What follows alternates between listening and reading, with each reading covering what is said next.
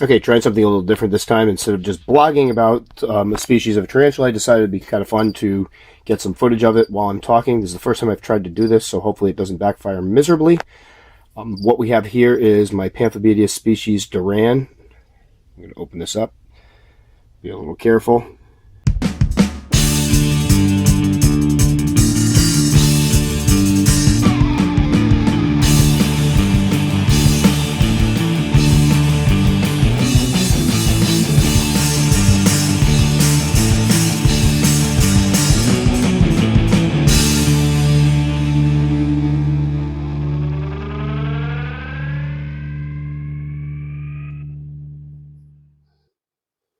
Well, that was a little blast from the past. As I was setting up for this video, I ended up looking up the old rehousings on it and figured out that this was actually the first spider I ever featured in a husbandry video. Before that, I had had the Tom's Big Spiders website for quite some time, and I had been doing articles and such on there. But after posting some random feeding videos and some rehousing videos on YouTube, I decided, what the heck, let me give one of the husbandry videos a shot. And as you can see, the older videos, I don't know how I ever got an audience, quite frankly, because it was just me standing over the container talking. But here we are almost 10 years later, so pretty excited to show that off. I thought it was kind of fun. Anyway, today we're going to be taking a look at Pamphobeteus species Duran. This one here is pushing 12 years old or so, and she's a wonderful girl, one I've had for quite some time, obviously, and one that I was just recently talking about, and I said I need to get her into something that will allow her to do some burrowing, or at very least create a burrow so she can hide in it. She was, used to be an incredibly skittish spider that could bolt, kick hairs. As you can see in this video coming up, she completely threw me for a loop by being one of the calmest spiders I've ever rehoused. In fact, she pretty much plays dead, but you'll see that in a moment. So what we're going to do is we're going to get her from her old enclosure into something that's new that I could show her off, because again, I'm at a point now where I'm almost at max capacity with the number of spiders I can keep. And I have a lot of my spiders I've been keeping for years. They're growing up, they're adults, and I want to get them into something pretty so I can show them off so I can see them more. Again, that's a personal thing. I could easily put this spider into a large Tupperware tub, for lack of a better term. It would be just as good of an enclosure for her, but it's just not what I want right now. So for people to do that, it drives me nuts sometimes, because when we get into the enclosure thing, and I am working on a huge enclosure video that will probably, unfortunately, be out in the summertime because I need more time to work on it. But we're going to start talking about the difference between one that looks really nice and an enclosure that actually is a good enclosure for the spider. And sometimes you can have an enclosure you spend $5 on that's much better for that particular species than one you spent $200 on. In this case, I think this enclosure is perfectly appropriate for them. It's pretty, but if somebody would want to spend the money, I get it. And again, I just put this stuff out there so people know that it's available. Some folks will be like, hey, this is excellent, it's worth the money, I'm going to pick one up. Others like, nope, not for me. Totally cool. So enough of me talking. Let's take a look at Pamphobeteus species Duran. All right, we're about to rehouse my Pamphobeteus species Duran, a Pamphobeteus species from Duran, Ecuador, I believe. And I was kind of shocked to find out how long we've had this one, as you've probably seen from the intro to the video. This is one of the first, I believe it is the first husbandry video I ever did. Before that, I was just doing stuff on the website. We decided, what the heck, let me try to do a video of it. And here we are, how many years later? Almost 10 years later from there. So I got these as slings way back in 2013. I got 2 slings. They had the little Christmas tree patterns that the Pamphobeteus species always have. I was immediately enamored by them. They grew great. And I ended up with a mature male. I'm going to flash some footage up. It's some crappy footage, I apologize, but some older footage up in a moment that shows how absolutely stunning the male was. It was a beautiful fuchsia and purple coloration. To date, one of the most beautiful spiders I have ever seen, up there with the Xenestus species. I think it's bright that I have a mature male of. Same thing, just beautiful coloration. And then at that time, the female was a little smaller than that. The female actually had some pinks and purples on her. So they did keep those pinks and purples for a little while, but as with most female Pamphobeteus species, eventually they will lose those purples, and then they start taking on some more earthy tones. So in the case of this one here, she went through a pink-purple stage, then she kind of browned out a bit. And I hate to use that expression because I love big brown spiders. I have nothing wrong with brown spiders. I have many many favorite species that are brown. I know some people find them boring. I don't, but she spent quite amount of time being brown, a little fluffier than other panthos, like the Antinous I have or the Arañapolito. They're sleeker spiders overall. She was much more fluffy. And then recently she molted, and I was discussing this about Pamphobeteus species, I think it was in a podcast or a video, the fact that they go through so many color changes. And it's kind of insane because I would consider this a full-grown female, yet with her last molt, you can see now she's got some red hair on the abdomen. I'm not going to stick my finger too far in there. And then she picked up some striping that almost looks like a Phonopelma seemanni on the knees, just gorgeous. And then an overall dark, almost black coloration with, again, those pink hairs you can see on the knees. Stunning spider and an incredible transformation for something that is now pushing, what is, we say, almost 12 years old, 11, 12 years old. So really cool, something to look forward to with Pamphos. Sure, the females may lose some of the colors, but every couple of years, they just completely change their color and patterning, which I found to be quite neat. So we got a little rehousing video here, another older one from June 2016. At that point, I transferred her from a Sterilite shoebox. This is just the regular shoeboxes. They're like 7 by maybe 5 inches deep by about 12 inches long. Back in the day, they were very, very popular for spiders. I no longer use them. They're too small for most things. But we moved her into what we have here. If Billy wants to back up just a bit, folks know I use these a lot for my larger terrestrials. These are the Sterilite Clearview latch containers. They're 15 quarts. They measure 17 inches by 11 1/8 by about 6.5 deep. Well, 6.5 doesn't really look like 6.5, but it gives you enough room for a little bit of depth. And for a while when she was in this, she did continue to use this cork bark as her hide. She had a burrow in there. When she'd molt, she'd hide in there. With this last molt, she molted underneath there. However, she's quite large now. I believe the last molt was, I think, 8 3/4 inches or so. So she is a big, big girl. And she kind of filled in the molt and has been webbing over it. And this is a spider that I referred to. Again, I think it was a podcast. I said, I need to get her into something big and beautiful. So that's what we're doing today. We're getting her out of this enclosure here into this one over there. So this one here is a Tarantula Cribs Terrestrial XL sliding lid. It measures 18 inches by 12 by 12. I have another one of these type enclosures by a company that I don't believe is around anymore. I have a few of them in these, and then I have a Tarantula Cribs one that has the magnet top that you lift up. I kind of like the sliding ones because it gives me a little more play as far as sliding it open if I have to do husbandry, not opening the whole container. Really like the design of this. Ventilation all around, and it's pretty. This is a spider that obviously I've had her for quite some time. I want to put her into something pretty. So this is what we got here. Now for folks who don't, and I have to always put this in here. I am not telling people to go out and buy this. I'm telling you I have a huge collection of spiders. I like to put my larger spiders into bigger enclosures, nicer enclosures. It's worth the money for some people. If you want to put them into something different, that's fine. This is just something that I'm putting there into display. And then what we have inside, we have the substrate mix is my own mix of 45% cocoa fiber, 45% peat, and then 10% vermiculite. I remember to say vermiculite that time. Last video, there was a discussion whether I said it. I like this because it absorbs the moisture well. It'll keep the moisture down here when I pour it in. And this is a species that they do well. I know a lot of folks that can keep them bone dry with a water dish, and they do perfectly well like that. But the Duran is a place that gets a lot of rain, so I like to keep at least part of the substrate moist. And we're going to encourage this one to burrow. So what we have here, cork bark, and I put pieces of cork bark here and here. I kind of covered up my little thing. I built like a little sculpture out of the cork bark to kind of give her a cave entrance so she can go down there and do some burrowing. We will keep the lower levels moist.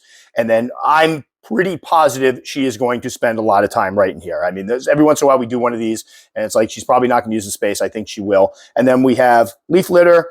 I threw in some of this green sphagnum moss. I'm almost out of it. I threw in some New Zealand sphagnum moss just to add some texture to it. We have a fake plant. I'm not going to bother putting a real plant in here because the last time I put a real plant in with a Pampho, she waited a little while and then ripped it right out of the ground. So this will give her some space, and what I'm hoping will happen, it'll allow her to go in here, use this burrow, and allow her to calm down. Although after her last molt, as you can see here, she's rather calm. This was one of the more skittish spiders I kept for a while. She used to kick hairs. She'd bolt to, she was caught outside, she'd kick hairs, and then she'd bolt to her hide. Now she's much calmer. Now, the one thing I will say about this girl, she was a good eater early on when she was smaller. And then as she put on size, she became a shy eater. And what I mean by that is some of my spiders, I will drop in a prey at them. They immediately go right for the prey at them. This is always one where I've had to drop in a prey at them. She will ignore it for a while, kind of reset, and then within 5 or 10 minutes or so, finally eat the prey at them. So it's been tough getting feeding videos of her because she won't eat on camera. So what we're going to do now is we're going to go ahead and get her from point A to point B. We're going to use the old-fashioned 32-ounce cup. Now, water dish. I'm going to reuse this water dish. I'm going to have to take it out and clean it. So I didn't want to bother her by pulling it out ahead of time. I'm going to probably pay for that because she's going to want to hide right in here. But after we're done filming, this will get washed and cleaned out, and then we're going to put it right in here. So she will have a water dish. This is a species that I would say make sure they have a water dish at all times. So let's see how this goes. Seriously. Wow. Usually you do that. You drop it over and you get the little kick for a minute and then they calm down. I wonder if we can get this. Oh, her little back legs are kind of, all right, then we're going to do this. We'll put this here. This over here. Come on, girl.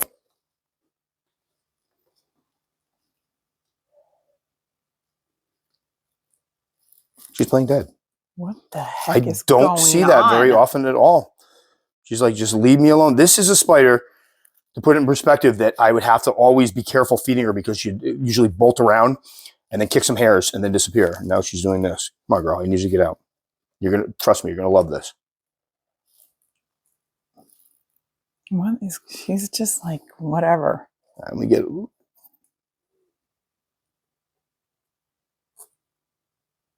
come on. Make me feel bad. There we go. There's some movement. Nope, she just scrunched up even more. All right, let's do it this way.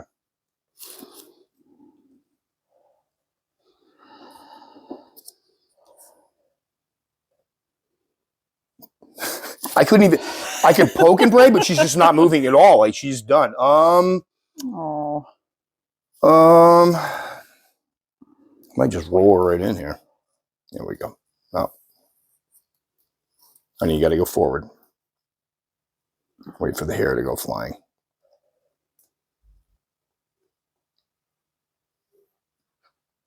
She does not want to go. Oh my gosh. That is insane. We don't want to get your abdomen caught. Come on.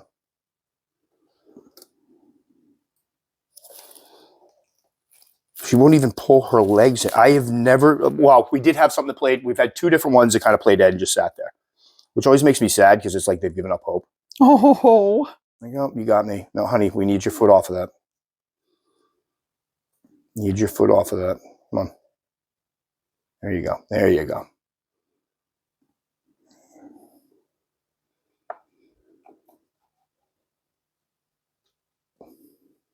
Oh my gosh. That was the calmest. Not what you normally get from Pampho. Not what I honestly thought she was going to be one of the ones, as soon as I touch her leg, she'd do a little kick, kind of run a little bit, and then usually they settle down. And I thought she might be a little bit of a pain in the butt. But, oh, look at those hair. I don't know if those are coming out. Almost purplish tone to the hairs on it.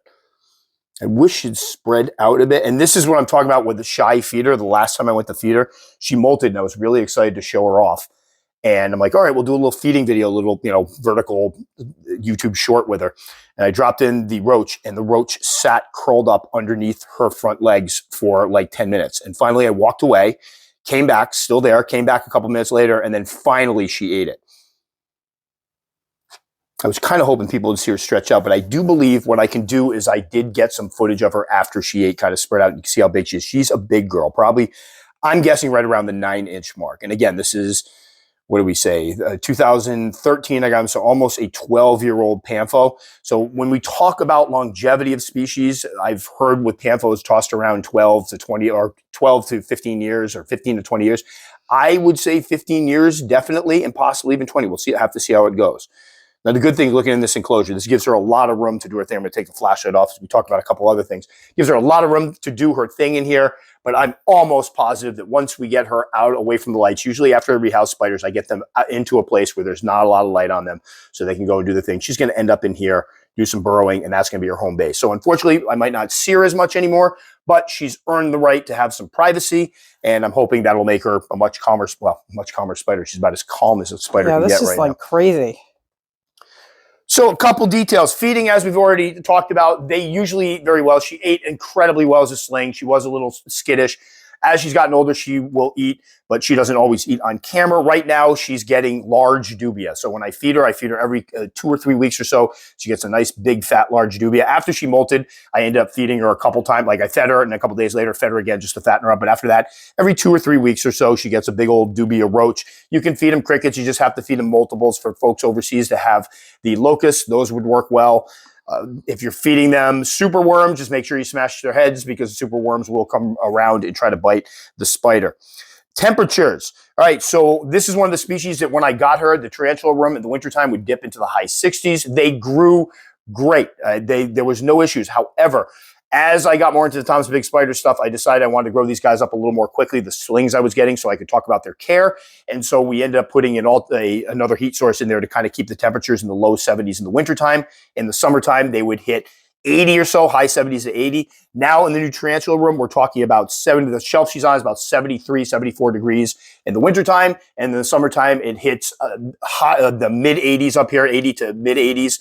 And then if it gets above that, I usually kick on an AC. The Duran is a place where it is usually very warm all year round, and they get a lot of rainfall, so we're going to keep part of the substrate moist at all times. But they do in the months of June or July, August, and I believe September and October, the temperatures there, the average temperatures are in the lower to mid 70s, and at night they drop down to the 60s. So just know they are exposed in some points at night to 60-degree temperatures. That's why I find it funny when people are like, you can't do that, they're going to die. No, you have to look at their natural surroundings and their natural habitats. But this is one that is done perfectly well in a myriad of temperatures, and obviously doing quite great now. So we're going to leave her alone because I do feel bad. She was so well behaved there. But after she moves, what I'm going to do is I'm going to clean out this water dish in a moment. We're going to bring this, look at the webbing. She's actually just started webbing recently, and that's what happens sometimes when they abandon their burrows. But what we're going to do is clean this out, put it in there once she retreats to her new burrow, and then we'll try feeding her in a couple days after she settles down. I'm guessing I moved my Pamphoneteus into almost an identical enclosure. It's the one that lifts up, and we gave her some space to burrow because I thought she might like it, and she immediately went under the cork bark, burrowed there, and that's where she goes now when I disturb her, which I want the spiders to be comfortable. I can catch them out when I come up in the morning. A lot of times they'll be sitting right out in the open, which is great when it's light in here. And that's fine by me if they retreat to the burrows afterwards, because it means the spiders are comfortable. Here we go, Pamphobeteus species, Duran, one of the earlier spiders I raised up from a sling. Well, first Pamphos I raised up from a sling, because my Pamphoneteus, when I got her, she was already a sex female at about 3 inches. So really excited to see her out and about, looking beautiful, and giving her this new enclosure for her to kind of spread her wings in. You know, spider wings. Spread her legs in. There we go. Spread her legs in. We'll go with that one. Oh my gosh. Wings, legs, who cares? So she's already found her way to the hole that we gave her, the little pre-dug cave. And I'm assuming what's going to happen, she's going to do a little bit of digging like my Pamphobeteus Pamphoneteus did. And that's going to be her home base from now on. It should be much more calm as a result. It was really weird seeing her act that calmly, because this is a spider I've referenced before in the past. When I watched my old husbandry videos, I talked about the fact that she's a bit crazy. And one of them I talked about, it's one of the few spiders I used to wear gloves when I rehoused, because I was ready for her to kick hairs. And she did none of it. And I've had this happen a couple times over the years. I cannot for the life of me remember which species there were, but there were a couple species that literally played dead. I had one that scrunched up like that when I went to touch her with the card. She didn't move. She just rolled over, flopped into the catch cup, and stayed that way. And I kind of, carefully dumped her out into the new enclosure. And then later on, she kind of perked up and went and did her thing and burrowed and was fine. So that's what this one did. But very interesting behavior. I've not seen that from a Pampho before. Again, it kind of makes me sad at times, because it's almost like they've given up, or they're just like playing dead. They're not using their natural defenses, which are either to kick some hairs, to run, or even in this case, turn around and bite if that was what they felt like they needed to do. So very interesting that we caught this behavior, because that's not normally what we see. Normally what we see is the Pampho sticking its butt right up in the air and letting those hairs fly. But glad we could kind of catch that behavior. And then hopefully what I'll be able to do is an update where I feed her. Maybe we'll get some feeding videos of her. We'll see how it goes. She's always been a shy feeder, so not holding my breath, but we'll see how it goes. Anyway, that will do it for this one. As always, if you liked it enough to subscribe, very much appreciate. Click the little circle up in there. I will probably put one of the older videos down here, something else up here. You take the time to comment, I'll take the time to respond. It usually takes me about a week to get back to some people. I usually do it when I post the next video. A lot of people have figured this out already. So guys, as always, stay safe. We'll catch you all next time.